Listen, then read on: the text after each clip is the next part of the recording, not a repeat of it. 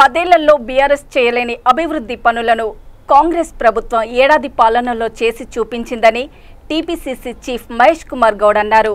తెలంగాణలోని అన్ని రంగాల్లో కాంగ్రెస్ మార్కు పాలన కనిపిస్తుందని చెప్పారు.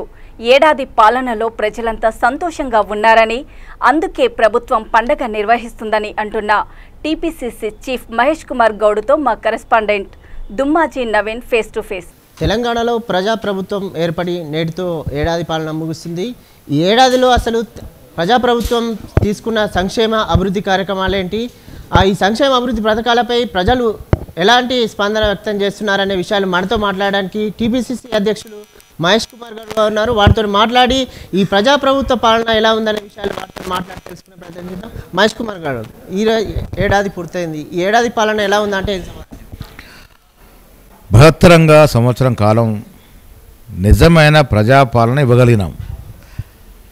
పోయిన 10 ఏళ్లలో జరిగినటువంటి విధ్వంసం నుంచి పునర్వికాసం వైపు తెలంగాణ ప్రభుత్వం, కాంగ్రెస్ ప్రభుత్వం అడుగులేస్తూ ఉంది. నేను ఎందుకు ఈ మాట చెప్తా ఉన్నానంటే, 10 ఏళ్ల కాలంలో సెంటిమెంట్ ఆధారంగా, తెలంగాణ ఉద్యమం ఆధారంగా అసలు ఎందరో త్యాగదనులు, ఆనాడు విద్యార్థి యువకులు ప్రాణాలు అర్పిస్తే తెలంగాణ వచ్చింది. ఇచ్చింది సోనియా గాంధీ గారు, మీద గంట తిప్పింది కేసీఆర్ గారు. సరే, ఏదో ముఖ్యమంత్రి అయినారు, బంగారు తెలంగాణ చేస్తారు అనుకున్నాం. ఏం చేయగలిగినారు 10 ఏళ్ళలో మీరు చెప్పండి? విధ్వంసం తప్ప, నిర్బంధం తప్ప 10 ఏళ్లలో ఏది జరగలే. ఆ విధ్వంసం, నిర్బంధం నుంచి పోయిన డిసెంబర్ 7న కరెక్ట్గా ఇదే రోజున ప్రజలు ఆ పార్టీకి చెమరగీతం పాడి మాకు అధికారం ఇచ్చినారు. ప్రజల ఏదైతే ఆశలు, ఆకాంక్షలు అధికారం మాకు ఇచ్చినారో అవేటి కూడా వమ్ము చేయకుండా జాగ్రత్తగా ఈ 12 మాసాలు ప్రభుత్వం నడపగలిగినాం. నడపడమే కాదు, 10 ఏళ్లలో వారు చేయలేనటువంటి అభివృద్ధి, ఇవ్వలేనటువంటి సంక్షేమం ఇవ్వగలిగినాం. ఇలా విద్యార్థులు, నిరుద్యోగులు, రేవంత్ రెడ్డి గారు ముఖ్యమంత్రి అంత ఎంత ఊరటని ఇవ్వగలిగినాడు.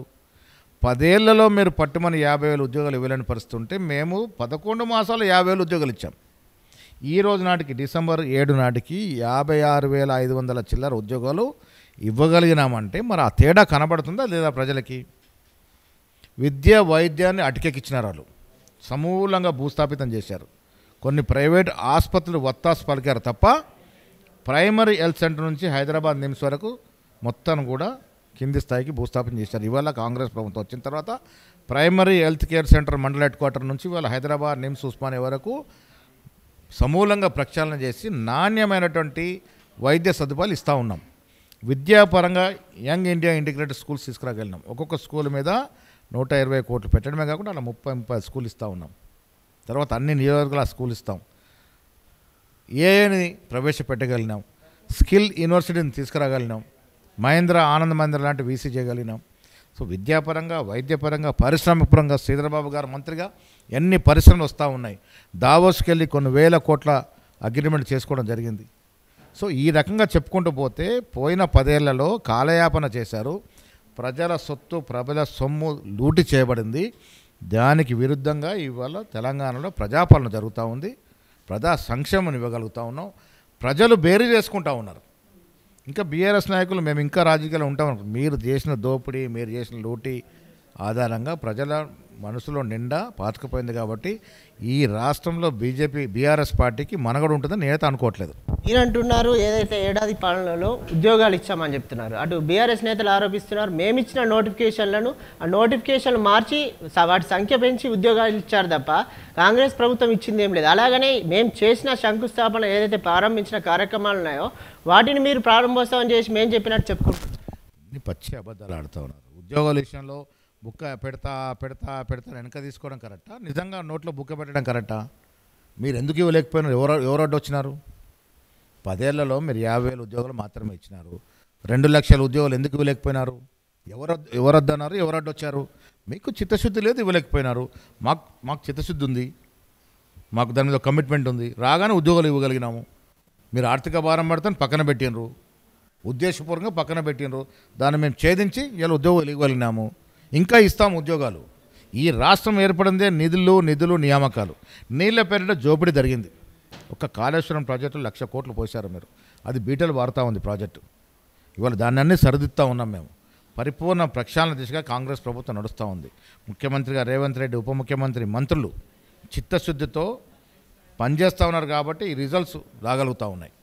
అది ప్రజలు అర్థం చేసుకోవాల్సిన అవసరం ఉన్నది. సంక్షేమ విషయంలో ఇంకా కొంత బాకీ ఉన్నాం. ఎస్, ఆర్థిక నిర్బంధం ఉంది, ఒకటి తర్వాత ఒకటి ఇస్తాం. మేము ఇచ్చిన ప్రతి వాగ్దానం ఏది కూడా జారవిడ్చకుండా పరిపూర్ణంగా ప్రజలకు చేరవేస్తాం. మీరు ఏడాది పాలనలో విజయోత్సవాలు చేసుకుంటున్నారు. ఈరోజు బీజేపీ పార్టీ 6 అబద్ధాలు 66 మోసాలు అనే పేరుతో ఈరోజు బహిరంగ సభ నిర్వహిస్తారు. దీనిపైన బీజేపీ పార్టీకి తెలంగాణ విషయంలో మాట్లాడే హక్కే లేదు. ఎప్పుడు కూడా అభివృద్ధి మీద వారు అంట కాగలే, కులము మతము అదే వాళ్ళ ఎజెండా. కిషన్ రెడ్డి గారు మాట్లాడుతూ ఉన్నారు ఇవాళ ఈ రాష్ట్రం గురించి. 35-40 ఏళ్ళ రాజకీయ జీవితంలో కిషన్ రెడ్డి గారు తెలంగాణకి ఒరగబెట్టింది ఏంది? నేను సూటిగా సవాల్ విసురుతున్నా, రమ్మనండి చర్చకి. ఏం చేశారు తెలంగాణ కిషన్ రెడ్డి గారు? ఇలా కేంద్రంలో మంత్రిగా ఉన్నారు, మీరు గత కొన్నేళ్ళుగా మంత్రిగా ఉన్నారు. తెలంగాణకు రావాల్సిన 35-40 వేల కోట్ల బకాయిల గురించి ఎప్పుడు మాట్లాడినారా? తెలంగాణ విభజన చట్టంలో ఉన్న పలు అంశాల గురించి ఎప్పుడు నన్ను లేవనెత్తినారా పార్లమెంట్లో? మీరు ప్రధానమంత్రికి సన్నిహితంగా అని చెప్పుకుంటారు కదా, మరి మమ్మల్ని అందరూ తీసుకెళ్ళండి ప్రధానమంత్రి వరకు. ముఖ్యమంత్రి స్వామి అందరం వస్తాం, వెళ్దాం ప్రధానమంత్రి వరకు. తమిళనాడులో ఎన్నికల వరకే పార్టీలు, ఎన్నికల తర్వాత అందరూ కూడా పోయి పోరాడి ప్రజలు తెచ్చుకుంటారు. మనం కూడా అదే తరలో పోదాం రండి.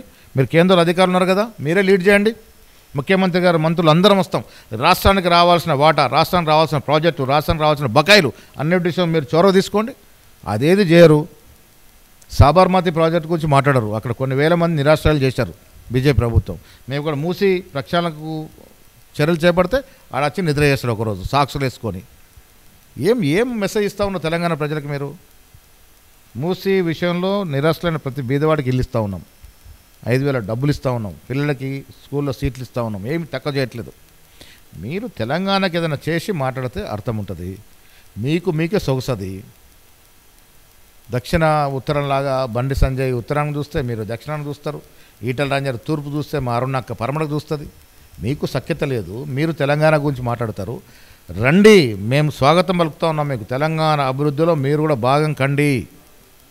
ఎన్నికల వరకే పార్టీలు, ఇవాళ కేంద్రంలో బీజేపీ ఉన్నా, రాష్ట్రంలో కాంగ్రెస్ ఉన్నా, కలిసి తెలంగాణ అభివృద్ధి చేసుకోవడానికి మేము సిద్ధంగా ఉన్నాం. అవసరం అనుకుంటే ఒక మెట్టు దిగుతాం మేము. మీరు రండి, మాతో కలిసి రండి. కాంగ్రెస్ పాలనలో నిర్బంధన పాలన నడుస్తుంది. ఏదైతే ఇందిరమ్మ రాజ్యం పేరుతో ఎమర్జెన్సీ రాజ్యం నడుస్తుందని చెప్పి కేటీఆర్ గారు తన సిరిసిల్లలో నిర్బంధం నడిపించిన తీరు మర్చిపోయిన అనుకుంటారు ప్రజలు. కేసీఆర్ ప్రతిసారి సిరిసిల్లకు పోయినప్పుడు 24 గంటల ముందు మా కార్యకర్తను అరెస్ట్ చేసేవారు. వారానికి 2 సార్లు పోతే 2 సార్లు అరెస్ట్ చేసేవారు. ఆయన హైదరాబాద్ చేరుకునే వరకు విడుదల చేసేవారు కాదు. అది నిర్బంధం అంటే. ఇసుక లారీలతో ఆ ఊరేంటి అక్కడ ఒక మనిషిని చంపిస్తే తొక్కి మా మీరాకుమార్, తెలంగాణ ఇచ్చిన దేవత మీరాకుమార్ గారు సందర్శిస్తుంటే కూడా అవకాశం ఇవ్వని మీరు, ధర్నా చౌక్ని ఎత్తేసిన మీరు, ఎన్నో వేల సార్లు హౌస్ అరెస్టులు చేసిన మీరు ఇలా నిర్బంధం గురించి మాట్లాడుతూ ఉన్నారు. నిర్బంధం అంటే నిజమైన నిర్బంధం తెలంగాణ రాష్ట్రంలో జరిగింది 10 ఏళ్ల బీఆర్ఎస్ పాలనలో. అధికారులు నిర్బంధాలు పనిచేశారు, ఎమ్మెల్యేలకు స్వేచ్ఛ లేదు, మంత్రులకు ఫైళ్ళు వచ్చేవి కావు, మొత్తం కూడా సీఎంఓ నుంచి నడిపించినటువంటి సంబంధం. అదే నిర్బంధ పాలన. నిజమైన ప్రజాపాలన మొదలైంది ఎప్పుడు? పోయిన డిసెంబర్ 7నే మొదలైంది. ఇలా ముఖ్యమంత్రి, మంత్రులు స్వేచ్ఛగా పనిచేస్తూ ఉన్నారు, ఎమ్మెల్యేలు, అధికారులు స్వేచ్ఛగా పనిచేస్తూ ఉన్నారు. ధర్నా చౌక్ సజావుగా నడుస్తూ ఉంది. ఇలా హరీష్ రావు, కౌశిక్ రెడ్డి, కేటీఆర్ విచ్చలుడుగా మాట్లాడుతున్నారంటే ఇది కాంగ్రెస్ మార్కు పాలన. ప్రజాస్వామ్య విలువలు ఉన్నవేమో ప్రజాస్వామిక స్వేచ్ఛ ఇచ్చం కూడా మీరు మాట్లాడగలుగుతున్నారు. మీరు మాట్లాడిచ్చినారా మా టీఆర్ఎస్ హయాంలో? అసలు నిర్బంధ పాలన జరిగించిన మీరు కేటీఆర్ నిర్బంధం గురించి మాట్లాడితే సిరిసిల్ల గుర్తుకొస్తుంది. బాబు, మీరు నడిపినట్టు నిర్బంధ పాలన ఏ రాష్ట్రంలో ఏ ప్రభుత్వం నడపలే. ఆయన మళ్ళీ చెప్తా ఉన్నాను, కేసీఆర్ కుటుంబం ఈ దేశంలోనే అత్యంత తక్కువ సమయంలో అత్యంత ఎక్కువ దోచుకున్న కుటుంబము. సో మళ్ళీ వాళ్ళకి తెలంగాణలో మనగడ ఉంటుందని నేనైతే అనుకోవట్లేదు. 10 ఏళ్ళు బీఆర్ఎస్ చేసిన విధ్వంసాన్ని మేము ఏడాదిలో అభివృద్ధి చేశామంటున్నారు కదా, మరి ఇది చెప్పుకోవడంలో కాంగ్రెస్ పార్టీ విఫలమైందని అంటున్నారు. చెప్పుకోవడంలో కొద్దిగా వెనుకంజలు ఉన్న వాట వాస్తవం. రేవంత్ రెడ్డి గారి ఆలోచన, మనం పనులు చేసుకుంటూ పోతా ఉన్నాం, వెనక్కి తిరిగి చూడకుండా పని చేసుకుంటూ పోతా ఉన్నాం, ప్రజలు అర్థం చేసుకుంటారని అనుకుంటా ఉన్నాం. ప్రచార ఆర్భాటాలు తక్కువ ఉన్నాయి మాయి. కేసీఆర్ గారు 100 కోట్ల పని చేస్తే 30 కోట్లు ప్రచారం చేసేది. మేము అట్లా వృధా చేయదలుచుకోలేదు. పనులు చేసుకుంటూ పోతాం, ఇచ్చిన వాగ్దానం పూరించుకుంటూ పోతా ఉన్నాం, ప్రజలకు గ్రహిస్తారని అనుకుంటా ఉన్నాం. ఆర్భాటం, ప్రచారంలో కొద్ది వెనకబాటు ఉన్న వాట వాస్తవం, దాన్ని సరి చేసుకుంటాం. తెలంగాణ తల్లిపైన కూడా చర్చ నడుస్తుంది. ఏదైతే కాంగ్రెస్ ప్రభుత్వం ఏర్పాటు చేస్తున్న తెలంగాణ తల్లి కాదు, అది కాంగ్రెస్ తల్లి అని చెప్పి కేటీఆర్. మీరు వేసుకున్న పచ్చ షర్ట్లాగా పచ్చని చీరతో తెలంగాణ తల్లి ఉంది. మీరు చూడండి ఎవరిని ప్రతిబింబిస్తుందో. నిజమైన తెలంగాణ సంస్కృతిని ప్రతిబింబించే రూపంలో తెలంగాణ తల్లి ఉంది. ఉద్యమ చేతుల నుంచి పైకి వచ్చిన తెలంగాణ తల్లిలాగా ఉంది. మీరు బతుకమ్మ అంటారు. బతుకమ్మ మా తాతమ్మ నాయనమ్మలు ఆడినరు. మీతో బతుకమ్మ రాలే ఈ రాష్ట్రంలో. బతుకమ్మ తెలంగాణ అంటిపుచ్చుకున్న సంస్కృతి. పండగ యథావిధిగా జాతీయ పండుగ మన రాష్ట్ర పండుగలో జరుగుతుంది.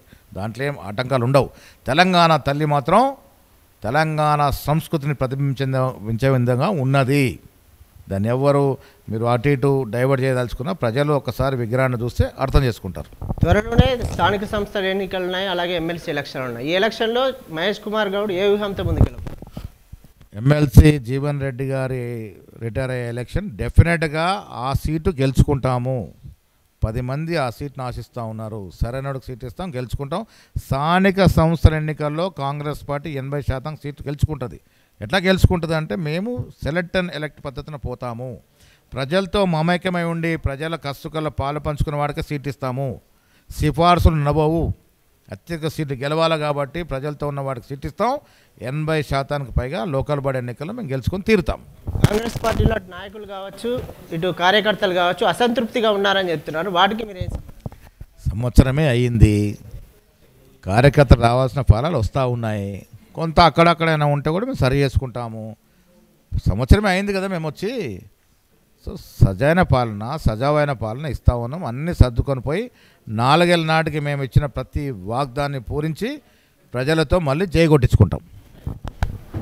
ఇది మహేష్ కుమార్ గారు ఏం చెప్తున్నారు అయితే 10 ఏళ్ల విధ్వంసాన్ని మేము ఏడాదిలోనే అభివృద్ధి చేసి చూపెట్టామని చెప్పి ఇంకా 4 ఏళ్ల పాలనలో ఇచ్చిన హామీలతో పాటు ఆ ప్రభుత్వాన్ని మరింత ముందుకు తీసుకెళ్తామని చెప్పి రానున్న స్థానిక సంస్థల ఎన్నికల్లో కూడా ఆ పార్టీ వ్యూహంతో వెళ్ళి అటు ప్రజల్లో ముందుకు తీసుకెళ్ళి పార్టీని మరింత అభివృద్ధి పరిచే విధంగా కూడా ప్రయత్నం చేస్తారని చెప్పి ఆయన చెప్తున్నారు. కెమెరా పర్సన్ శ్యామ్తో దుమ్మాజీ నవీన్, V3.